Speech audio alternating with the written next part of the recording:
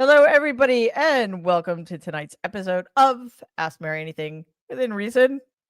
It's lovely to be here with you at the.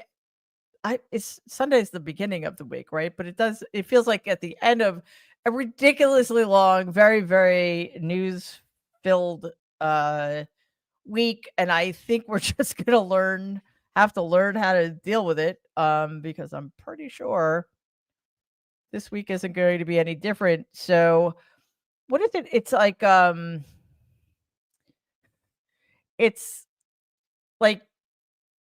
can't remember what the word is, but like you can become immune to certain poisons if you take small amounts of them and then increase them over time, and then you're immune to them. Let's do that. Let's figure out how to do that, shall we? So yeah, it is the first day of the last week of the Biden administration. I can't say I'm having mixed feelings about that because I cannot possibly have mixed feelings about what's about to happen.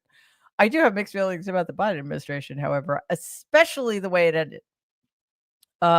So that's kind of what's been on my mind, and obviously, of course, what's been happening out in LA, which I'm having a very hard time fathoming. I have to be honest with you, because aside from the horrors itself, we have the environmental damage, we have the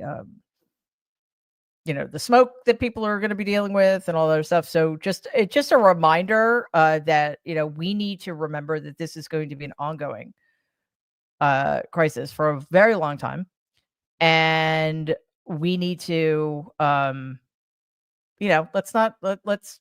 keep that top of mind, because as we've all experienced, we have traumas, we have terrible things happen, and it takes a long time sometimes to get over it or recover, and other people forget.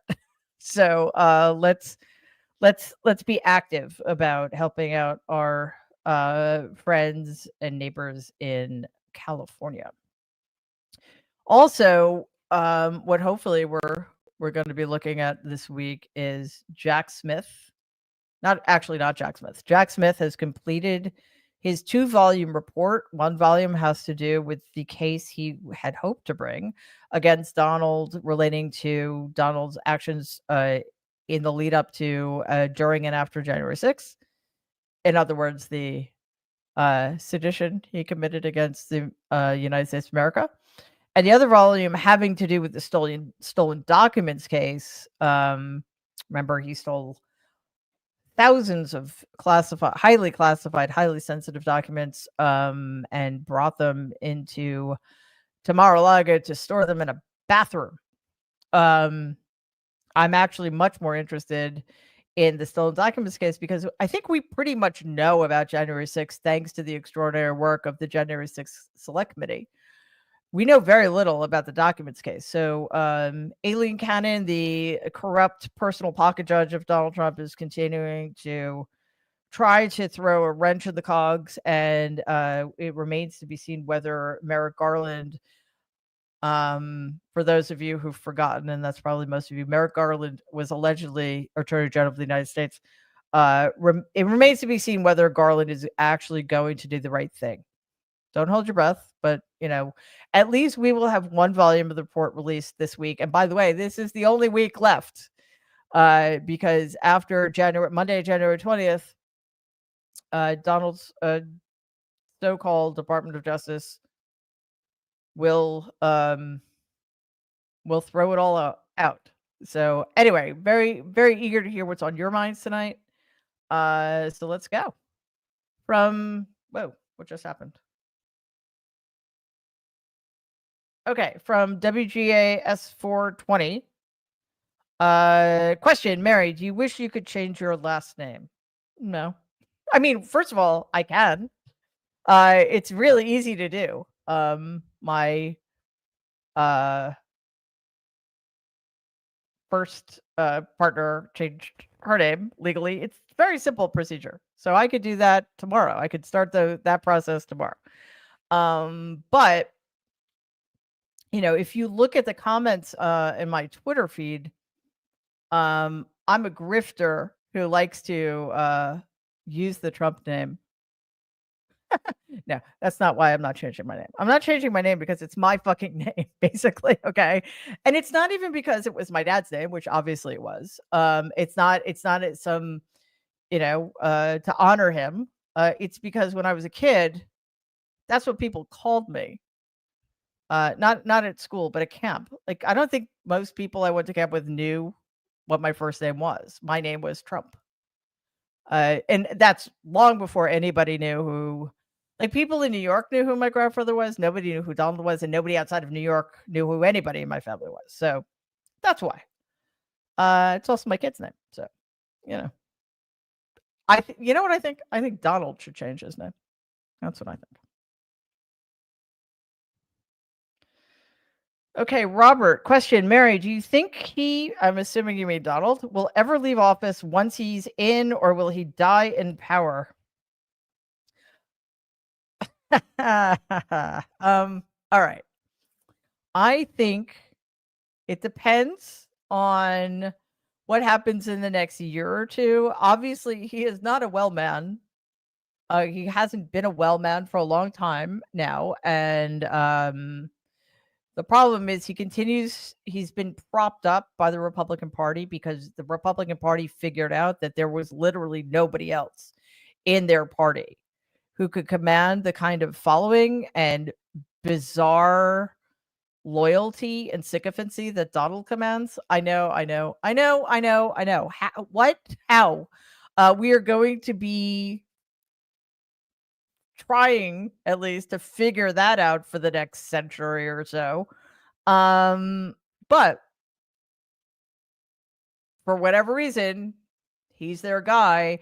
And also just think about it for a second. Like, let us assume for the sake of argument, even if it's painful, that Donald does indeed have charisma. And I know that sounds insane, but I promise you he does. It's true, right?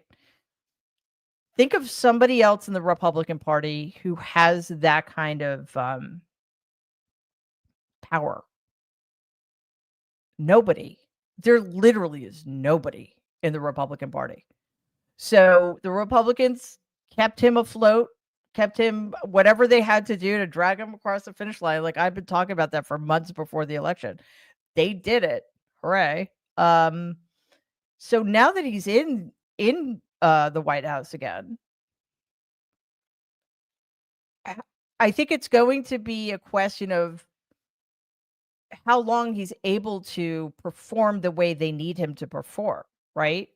So a couple of things could happen here. He could become incapacitated enough, which is to say ineffectual, not able to do what he's done in the past by keeping the base engaged and riled up and all this stuff. And they will invoke the 25th Amendment. Or, Donald, I'm sorry to break this to you guys, but, in my family, people live a really long time. My grandfather was 93. My grandmother was 89. My grandmother was the youngest of 10. Her oldest sister lived to be 98, and she like chain smoked and drank whiskey every day. So good for me, I guess. But anyway, so I think even in terms of the actuarial tables, despite his poor lifestyle, Donald is more likely than not to make it through the 4 years. And I think after a couple of years, what the Republican Party is going to do is start figuring out a way to pretend that the Constitution does not limit presidents to 2 terms, because what they're going to say is that implicit in that is that the terms have to be consecutive. So because he is right now serving a non-consecutive term, that's the loophole. He can run again. At which point I say, please let him run again, because holy cow, we are going. Well, let's not jump ahead too far. he will not leave office if he can in any way avoid it, which is why we have our work cut out for us. And we should be prepared. Like, Democrats should absolutely be prepared for that. You know? And if they're not, well, then we need new Democrats. From Roxanne, who would you like to see head the DNC? I have to be completely honest with you. When it comes to politics, this might surprise some of you. I'm not an inside baseball person. I don't know. So I'll tell you what. I mean, I know a couple of the people running. And you know, I know Ken Martin's running. I know Ben Wickler's running. So I'm not gonna point to a specific individual because I don't know enough. I'll tell you what I think we need in somebody who heads the DNC. We need somebody who understands what the fight is. We need somebody who understands that there are no rule books anymore and that Democrats have to stop pretending that things like bipartisanship and civility are more important than fighting fascism. We need somebody who understands that we need generational changes in leadership and also just like attitudinal changes. Like, you know, people who are older can also be incredibly effective fighters who do understand what we're dealing with. Like, I think Jamie Raskin is like my age. And, you know, in other words, yeah, not Gen Z, not a millennial. And he's an incredibly eloquent and effective fighter who knows really well how to land a punch. So it's not just like young people for the sake of young people. It's people who are intellectually flexible enough and who aren't ossified in their way of thinking about the institution of the Senate or the House of Representatives, for example, that we need. So anybody who fulfills those criteria, I don't care who it is. That's who we need.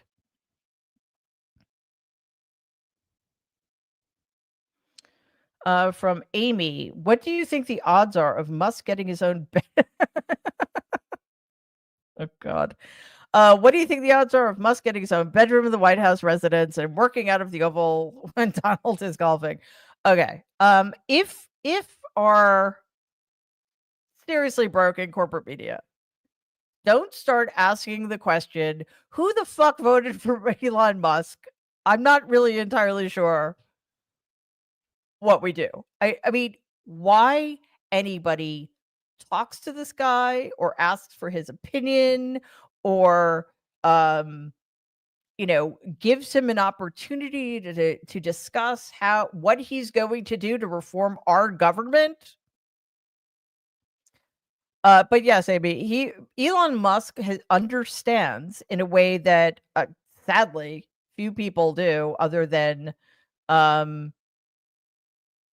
most of the world's dictators and me and a couple other people. That the last person who has Donald's ear is the most influential person in Donald's life. That's why Musk is spending $2,000 a night. Can you imagine?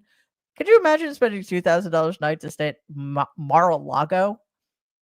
I've been there. No, that's a really bad way to spend your money. That's why he's there, because he needs constant access to Donald.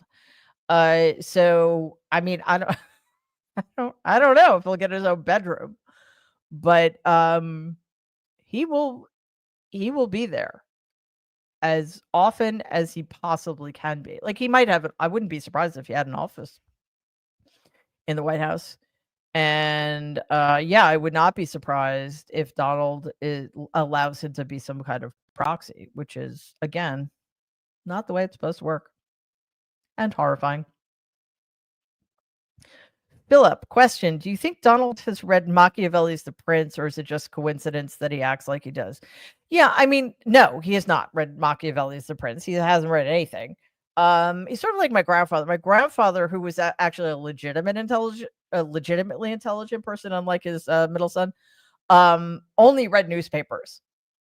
Seriously. The New York Times, the Long Island Press, and the Daily News. And then he started reading the New York Post when Donald started becoming a tabloid figure. So Donald only reads stuff like that. And he probably only reads things that are about him because he's such a sad little man. So the reason Machiavelli's The Prince resonates is because Machiavelli wrote it from his observation of people with authoritarian and what's the word I'm looking for? With the tendencies that and the characteristics that defined his titular prince, right? The scheming, the power hungry, the devious, and the deviant. So yeah, it's like he's describing Donald, not creating the character that other people then followed, if you know what I'm saying. So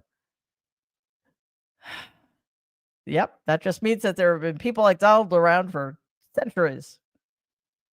We need to do something about that, don't we? Okay, from Mama Corolla. Question. Piggybacking on Rick Sound's question, what do you think about the young guy? That would be David Hogg, who is a survivor of the Parkland shooting, the mass murder of young children at Marjorie Stoneman Douglas High School in Florida. Running for co-chair of the DNC might be good for gun safety, etc. Well, look, I mean, any Democrat should be good for gun safety at this point. I don't know. I mean, I don't know. I know a couple of other people who are running, and I think there are 3 co-chairs who were selected. I don't know David. I mean, good for him. Absolutely. I think he's 24 now, and he definitely brings his unique experience to the job, and I think the fact that he's young is not at all disqualifying. I think it's a question of people in those positions need to understand the inner workings of that particular world in order to be effective, I think. But no, I wish him well. I don't know if because I don't know all the candidates. I don't know if he's the best, but I'm glad he's running for sure. Okay, from Lindsay. Isn't Donald very insecure? It motivate Sorry. Isn't Donald very insecure? He will never get over himself. He will never overcome his insecurity. There will always be people who are wealthier. Yeah, yeah. I mean, honestly, Lindsay, one of the major reasons we're here. There are two major reasons we're here right now. One is because Donald is so insecure, and that has his deep insecurity has created this sort of monstrous narcissism. And the other reason we're where we are right now is because nobody's ever loved him. So, a few years of therapy, if my grandfather had believed in therapy or would have been willing to shoot the lock off his wallet to pay for it, and we wouldn't be having this conversation. Yeah, I just so those like narcissism can take various forms, and some people are narcissistic because from the day they were born, they were told that they are the center of the universe and they can do no wrong. Like that would be somebody like Stephen Miller, for example. That's his brand of narcissism. But a lot of people, and again, it depends. This exists along a continuum. A lot of people are narcissistic because of those deep insecurities.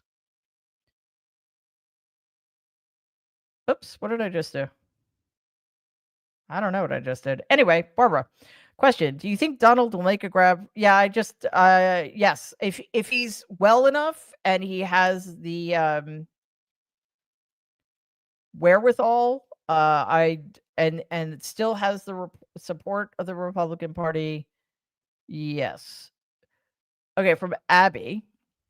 Question: do you think the Republicans in North Carolina will succeed in eliminating 60,000 votes? Well, it's a distinct possibility. Hold on a second. So, for those of you who aren't aware, North Carolina has been a very problematic state for a long time now. They have had a Republicans have had a super majority in the legislative body, and because of that, they have been able to craft legislation that has had serious negative consequences. So, for example, I apologize, I don't remember. Oh, it was the current governor whose name I right now I can't remember. But he's a Democrat.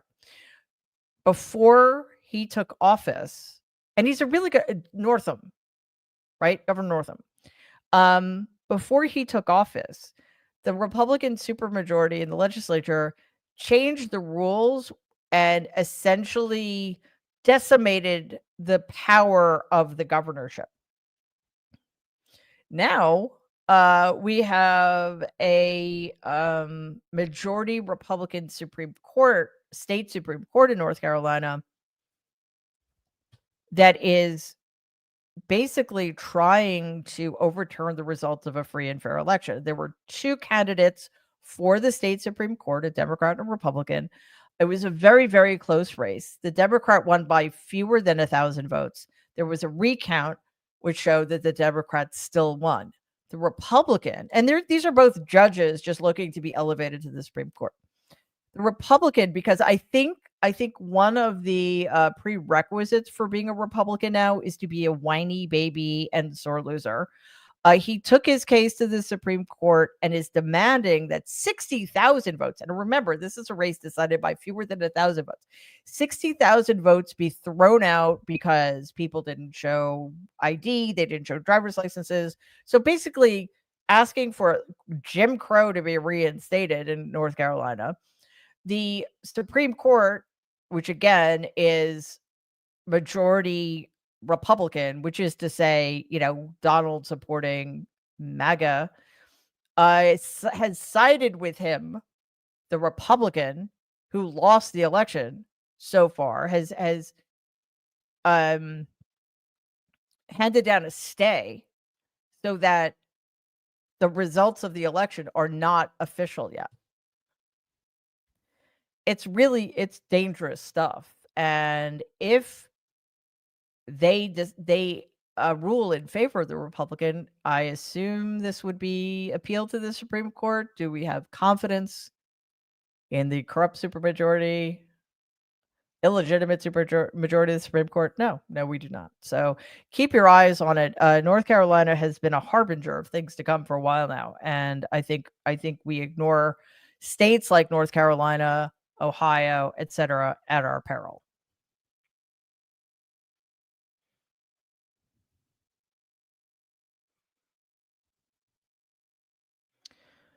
From Arabella, question. People keep saying 4 more years of this, but you have noted how quickly you observe Donald dementing, declining. Do you think 4 years of Donald is unlikely? Yeah, I don't know. I mean, I think I've been saying that for a while. I've been noting his decline for a long time, and I was wrong in predicting that, he would decompensate by now, because what I continue to underestimate was the amount of support he would continue to have from corporate media, from the corrupt, illegitimate supermajority of the Supreme Court, from the Republican Party.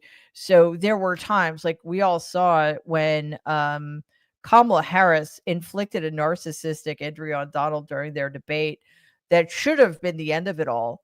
But then, he got all sorts of support that sort of insulated him from any other in so-called narcissistic injuries that could have been prevented, right? Like we've seen that anytime he's got his back against the wall, the Supreme Court comes along and gives him presidential immunity. Kamala Harris just wipes the floor with him, and you could see him just like freaking out. He freaked out about it for days, and then his sentencing in New York gets postponed. Aileen Cannon throws out this very obviously valid case against him. So I think the people in his inner circle are going to do everything they can to continue to and then he won the election, so like that was definitely something that mitigated the harm that had been done to him. So I don't know. I do not know. But there are a lot of people invested in dragging him forward, just as there were a lot of people invested in dragging him across the finish line on November 5th. Sorry, I need a drink.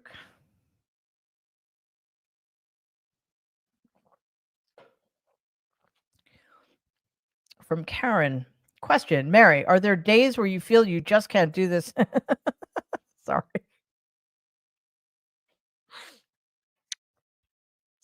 Are there days where you feel you just can't do this anymore? Can't bear to hear one more piece of his demented ranting? And if so, what brings you back? No, I'm fine. I'm totally fine. Should I leave it at that? No, I can't leave it at that. No, yes, of course. In fact, I would say that's pretty much every day. What brings me back? Honestly, you guys, and knowing that there are still people fighting. There are still people who care enough to stay engaged, no matter how like it's harmful, right? It feels like self-harm sometimes. But also, I actually got asked this question back 4 years ago, which seems like several millennia ago. And I mean, it wasn't so much about like continuing to like be subjected to what's happening. It was more about like people used to ask me a lot if I was scared. And the answer is no. But like let's say that it's a risk, right, to take the stand we're taking, to fight the fight we're fighting. Well, I mean, as long as Black women are in this fight, how dare I say, oh, this is too hard for me? I mean, it's okay to say it's hard, for sure. But there are people who have been fighting this fight for decades and centuries. And because so many of us have forgotten what that fight is, here we are.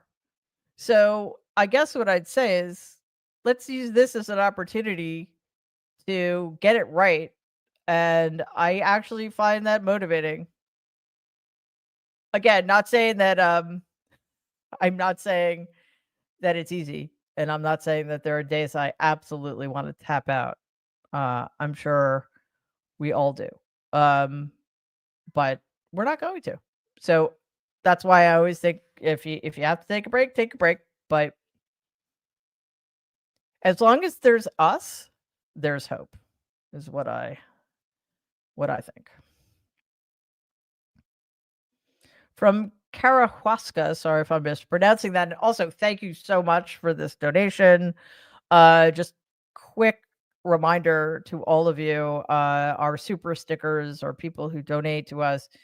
It's so important and so appreciated. You have no idea. All right. Question. Why was a jail sentence of, say, 6 months not given, then have the sentence stayed?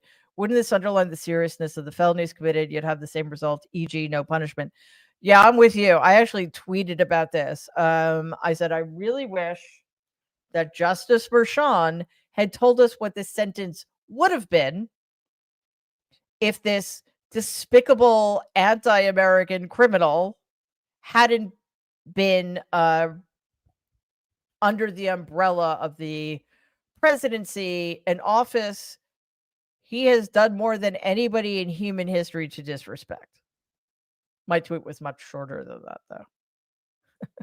Yeah, I actually don't. One, I don't understand why Mershon said Godspeed, good luck in your second term. And I also don't understand why he didn't share that with us, because I think it would have been incredibly helpful to know what any other person in this country would have been sentenced to. Again, it's this bizarre idea that civility matters more than doing the right thing. From Affectionate Airboat. Okay. It's like those random names that you get assigned in Google Docs if you're not signed up as yourself, like random platypus. Anyway, but I digress. Question: will Donald be banned from countries as a proper felon? All right, I think this is worth. I should do a video about this. All of the things that Donald should not be allowed to do as a felon, all of the states he can't vote in, all of the countries he can't visit, all of the things he's not allowed to do, like own a gun, for example. Yeah, well, there will be diplomatic workarounds, because we'll be told it is untenable for the person in the Oval Office not be able to visit like 90% of the countries on the planet. This country really needs to figure some things out. Plant-based Tina. Oh, plant-based. I like that. Question: was your grandfather Trump drafted during World War II? No. My grandfather would have been, he was born in 1905. So I don't know enough about the age requirements for the draft, but I assume he was probably too old, but also he had three children by then. So he would have been, I'm pretty sure he would have been exempt. And he certainly wouldn't volunteer. He was, much like his son, an utterly unpatriotic person who was uninterested in service. And in fact, my dad went to Lehigh University and he did ROTC. So when he graduated from college, not only did he have his personal and professional pilot's licenses, he was also a second lieutenant in the National Guard. So he did serve his country. And he would have gone to Vietnam. I think that by the time Vietnam was really ramping up, he had two very young children. So I don't know. Like, he probably was way down on the list. So unlike his two brothers, he was not called up. But my dad totally would have served if he had been. And you can imagine. Well, maybe you can't, because it's really kind of hard to wrap your head around it. My grandfather was just like had no respect at all for my dad's service, because that's who they were and are. From Auntie 52, question: take a trip with the time machine 20 years from hence. How will this era affect our future? Oh, really?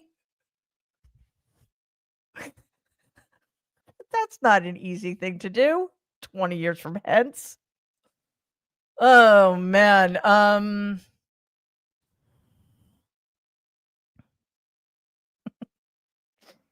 Okay, in 20 years. Well,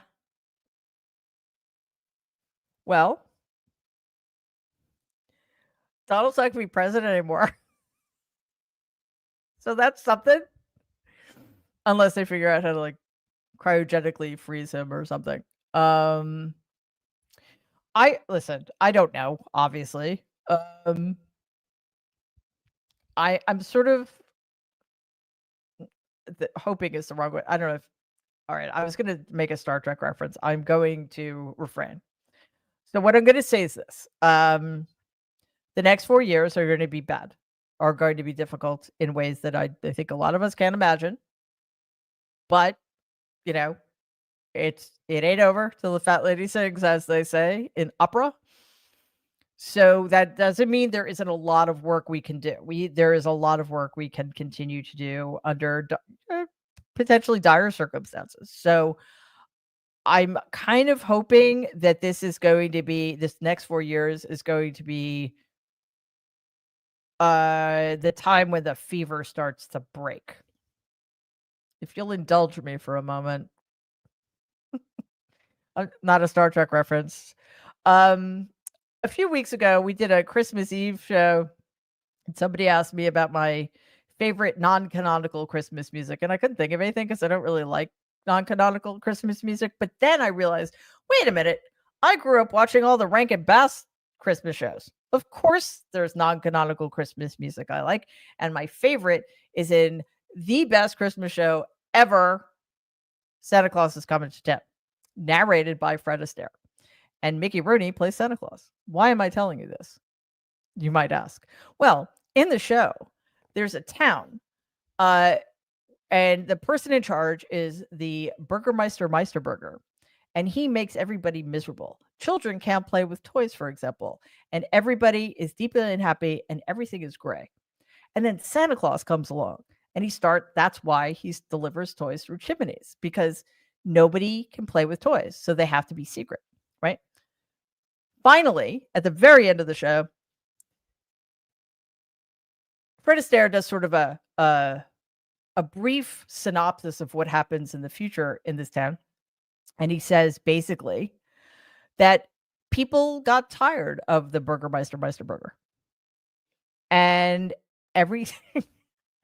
Sorry, it's funny to say Burgermeister Meisterburger. Anyway, and then people realized that they didn't have to submit to the tyrant anymore. And everything got better. So that's what I think about 20 years hence. We will be done with the Burgermeisters of the world.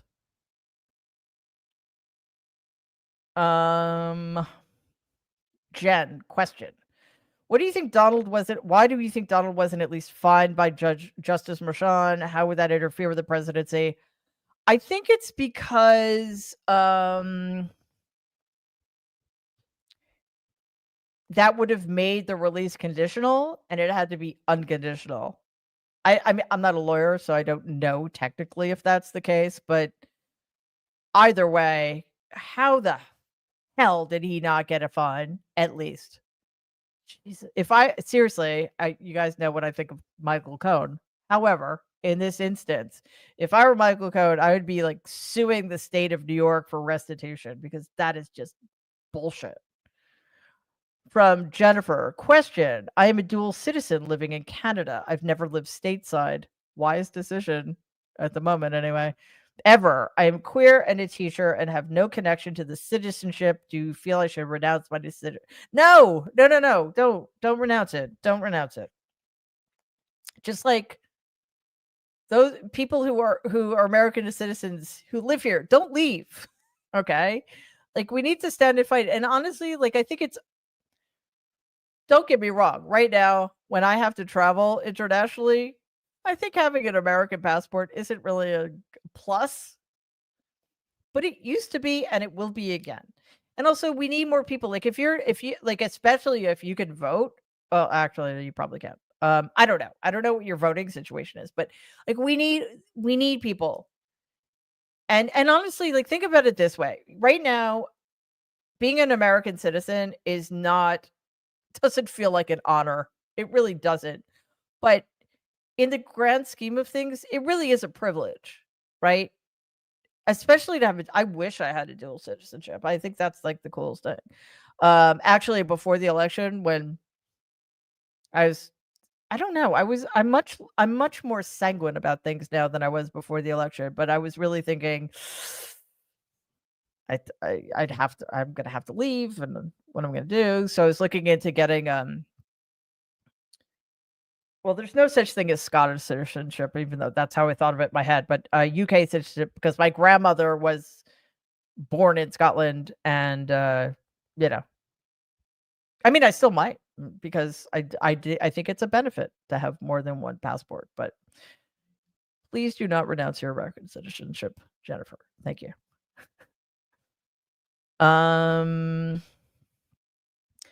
From Mark, one of our awesome moderators, Gavin Newsom launched a new site to ensure the public has access to fact-based data around the Southern California wildfires. Thank you, Mark. That's incredibly important. I literally can think of few things more grotesque than misleading people in the time of the kind of massive crisis unfolding in California that will interfere with their ability to get the help they need. So that's great. We should put that in the show notes, actually. That it's gavinnewsom.com. That's easy. So yeah, if you guys can spread the word about that, that would be awesome. From Christopher. Question: is the 14th third the only possible answer if people are strong enough, or is there anything else in the 14th? Greetings from the UK. Thank you, Christopher. Well, yeah, I mean, look, we have the Republicans control all three branches of government right now, and both houses of Congress. So there's not going to be an impeachment. And even if there were an impeachment, there's not going to be a conviction in the Senate, which is really the only thing that matters, because that prompts removal from office. He was impeached twice. It didn't make a difference because he wasn't convicted either time, and he should have been. Right now, like, I don't know. Okay, so for those who aren't aware, we've talked about this before. The Constitution, in the Constitution, in the amendment that describes the qualifications to be president of the United States, there are three. You have to be 35. You have to have been born in the United States, or in to American parents. Also, like John McCain, for example, was born in Panama. But his parents were American citizens, so he was American citizen. He was qualified to run for the presidency. Or if you're born here, you have to have lived in the United States for at least 15 years consecutively. But there is, somebody pointed out to me, there actually is another qualification. It's just in a different amendment. And this amendment, the 14th Amendment, was added to the Constitution in the wake of the Civil War. And in Section 3 of the 14th Amendment says that those who engage in insurrection cannot run for office of any kind. And that would, you would think, include the presidency. So that is a fourth qualification. Nobody did anything about it. I mean, I think it's too late. There was a time. And Merrick Garland, and his infinite wisdom, which is to say abject stupidity or failure to understand his mission, or whatever, I don't know what's wrong with him, but a lot, and he has a lot to answer for, decided that instead of going after the people in power who helped incite, instigate, and carry out the almost insurrection, he decided to go after the foot soldiers and leave the rest of them to continue running our government. We now have 10 sitting senators who are seditionists, and over 140, well, actually, I don't know what that number is anymore, but 143 Republicans in the House of Representatives engaged in insurrection. So, yeah. Thanks, Merrick Garland.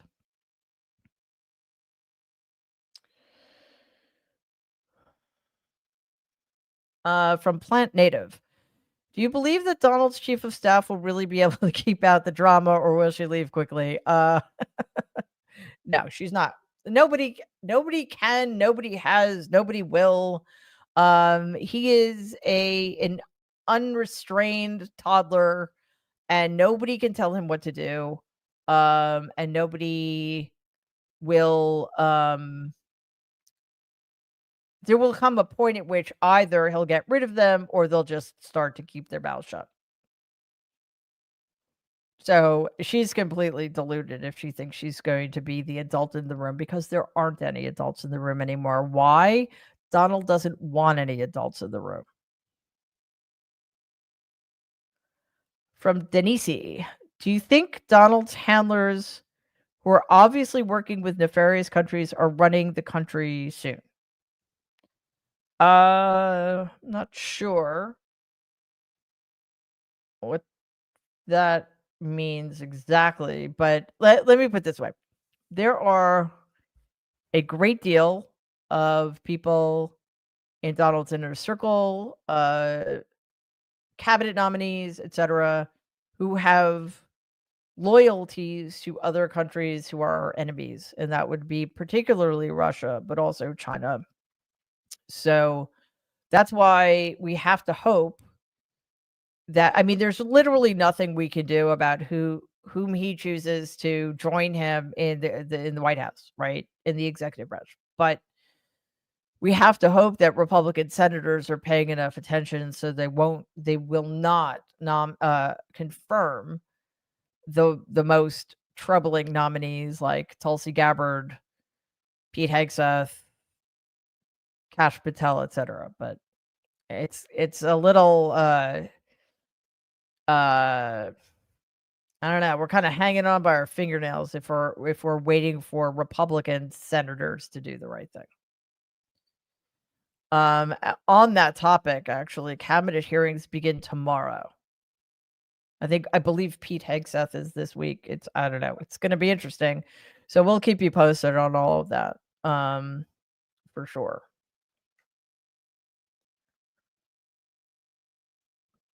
From Talitha, what do you think about the Russian spike that they found only in the polling data of the swing states when the rest of the polling data were normal? I haven't heard about that. So that's interesting. And that piques my curiosity. So I'll definitely check that out. And if I find anything, we'll talk about it for sure on the Nerds on Tuesday. From Sharon, who's going to boycott the media coverage of the inauguration? Well, I don't want to get myself in trouble, Sharon. So, there's a very fine line to walk here, right? This is a media company now. We are independent media, and we want to make sure that you all get the information you need, that is factually correct and fact checked and all that other stuff, while also obviously adding our own commentary and our own perspective and our own spin. And I mean spin in the good way, just in terms of analysis. And as you guys probably figured out by now, this is also personal for me.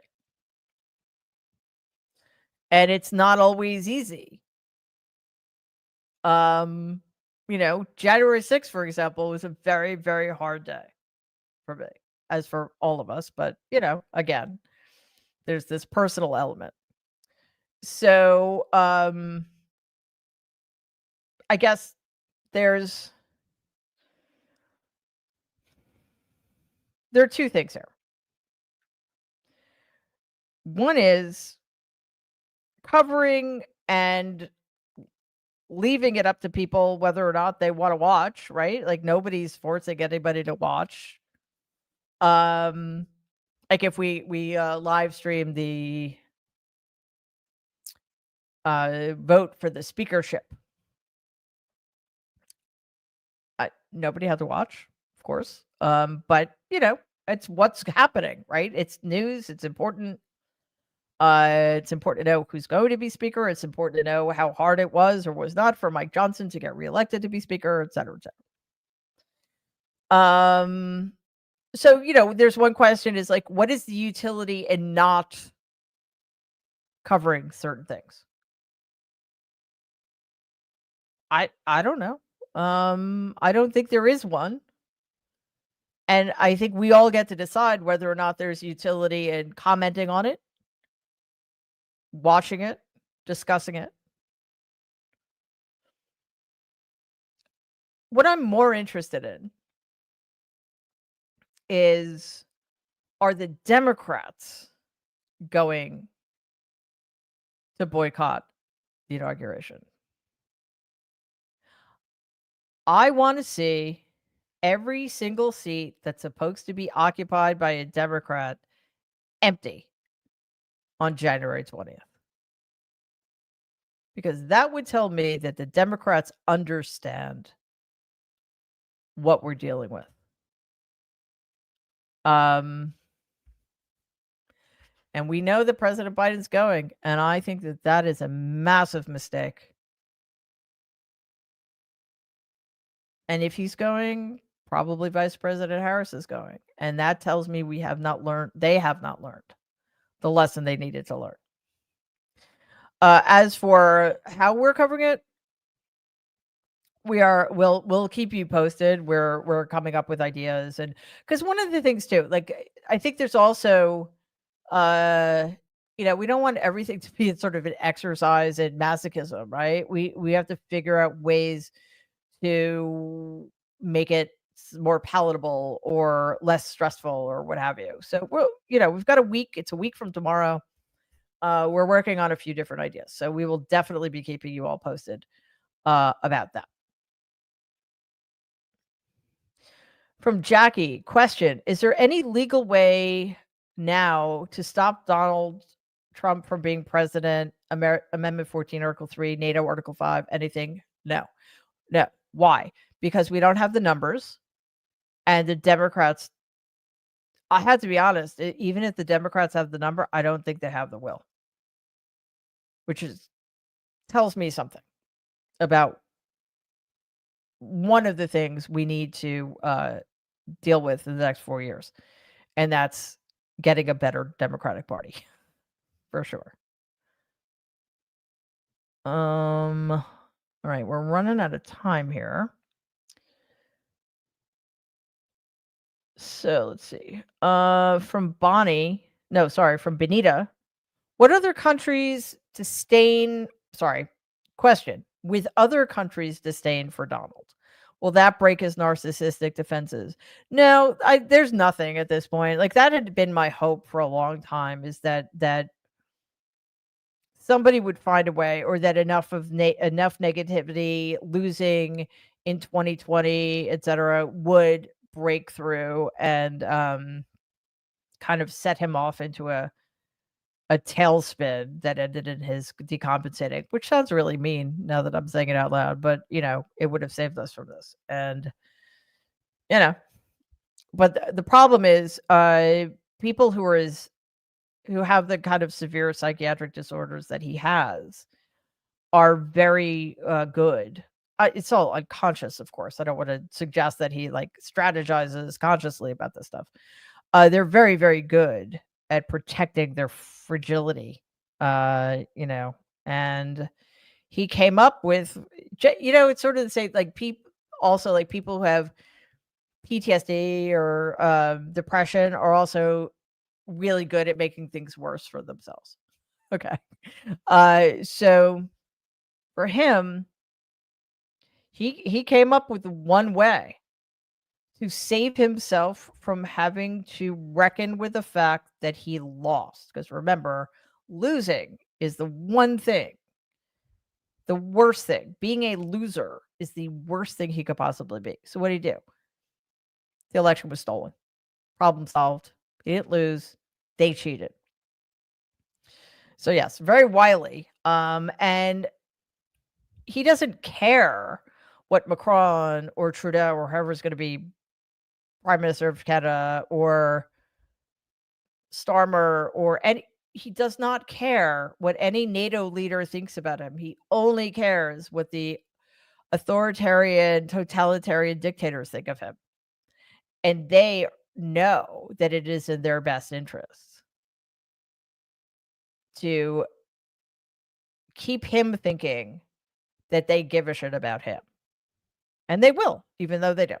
I mean, they'll continue to pretend that they do. So, it's problematic. I think that's fair to say. All right. So we're almost up. I just wanted to remind everybody that all of our shows are podcast now. which is very exciting. We're on all of the platforms.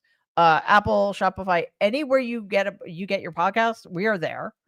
So please check that out. And with podcasts, one, it would be great if you could follow us. It's even better if you leave a review. And it's also incredibly helpful if you give us a 5-star review, because that helps other people find our channel. Also, it helps us combat the trolls, because there are like a lot of people out there who just like to give us 1-star reviews because we're us. And, we're doing stuff that I guess is effective and they don't like it. So definitely check out our podcast. As you'll see in the coming couple of weeks, we've got all sorts of new shows coming. It's really exciting. We're going to be growing a lot. And I think the timing is good because, as mentioned, the inauguration of Donald Trump is a week from tomorrow. And we have to be firing on all cylinders. So, just as a reminder, you can see it in the Chiron, we've got Mary Trump Live. We just started last week, but now we're up and running Monday, Wednesday, Friday at 6 p.m. Eastern. That's live. The Nerd Avengers live Tuesdays and Thursdays at 12 p.m. Eastern. And all sorts of other shows. So check all of them out. And before we go, I just quickly want to thank Blanche, Dodie, Harmony, Barbara, for your contributions, your donations. Use super stickers, and people donating help us out so much. Also want to thank Haya 77771. I'm sorry, I don't know how to pronounce this. Cyruso X Legion. Thank you. Judy, thank you so very much. Zach, LB, and Nikki. You guys are awesome. You keep us going. Thank you to our amazing moderators. Everybody joining us from Twitter. Really appreciate it. Don't forget, please, like and share the videos. Also, subscribe to the channel if you haven't. And after you subscribe, there's a bell that you need to click, because that will alert you whenever new videos drop. So don't forget, it doesn't cost anything. This is all free content. And it really helps us out. So thanks for joining us tonight for another episode of Ask Mary Anything Within Reason. We will be back, of course, next Sunday at 6 p.m. Eastern Time, and live tomorrow at 6 for Mary Trump Live at 12 noon Eastern for the nerds. In the meantime, everybody, please stay safe and be kind. See you soon. Bye.